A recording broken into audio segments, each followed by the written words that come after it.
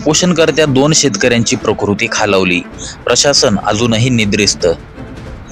तांदुळवाडी येथील शेतकऱ्यांचे सेरेंटिका व रिन्यू कंपनी विरोधात गेल्या 5 दिवसांपासून वाशी तहसील कार्यालयासमोर आमरण उपोषण सुरू आहे.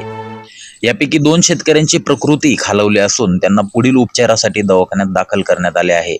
स्वतःच्या न्यायासाठी अन्नदात्या शेतकऱ्यावर ही वेळ येत असेल तर यापेक्षा आणखी दुर्दैव काय असू शकतं? याबाबत काय मत आहे शेतकऱ्यांचं, जाणून घेऊयात. आज उपोषणाचा 5वा दिवस.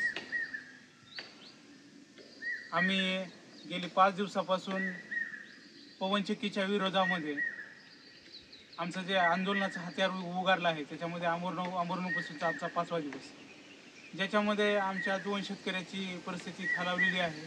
त्यांना दवाखान्यामध्ये ॲडमिट केले. इतर जे शेतकरी आहेत त्यांची पण परिस्थिती कालानुमध्ये दिवसा खराब होत चालली आहे. सांगायला अत्यंत वाईट वाटतंय की प्रशासनाकडून जेवढी दखल घ्यायला पाहिजे ते दखल घेतली जात नाही. पवनचक्कीचा एक कामगार इथपर्यंत आला नाही किंवा कर्मचारी आला नाही. आमची दखल कोण घेणार? जीव जे गेला तरी दखल घेणार आहात की नाही, अशी परिस्थिती आमची झाली.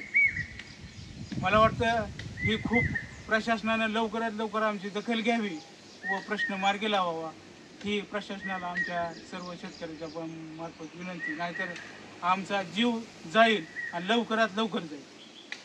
पवनचक्कीच्या ज्या कर्मचाऱ्यांनी आम्हाला फसवलेलं आहे त्यांच्या विरोधात आम्ही आमरण उपोषणाचा आमचा हा 5वा दिवस. यामध्ये आमच्या अनेक शेतकऱ्यांच्या तब्येती खालावलेल्या आहेत. काही जण दवाखान्यामध्ये पण ॲडमिट केलेले आहेत. प्रशासनानं हात झटकू नये, लवकरात लवकर योग्य तो निर्णय घ्यावा आणि आम्हा उपोषणकर्त्यांना न्याय द्यावा. आज आमचा उपोषणाचा 5वा दिवस आहे. आजपर्यंत आमच्या उपोषणाची कुणीसुद्धा दखल घेतलेली नाही.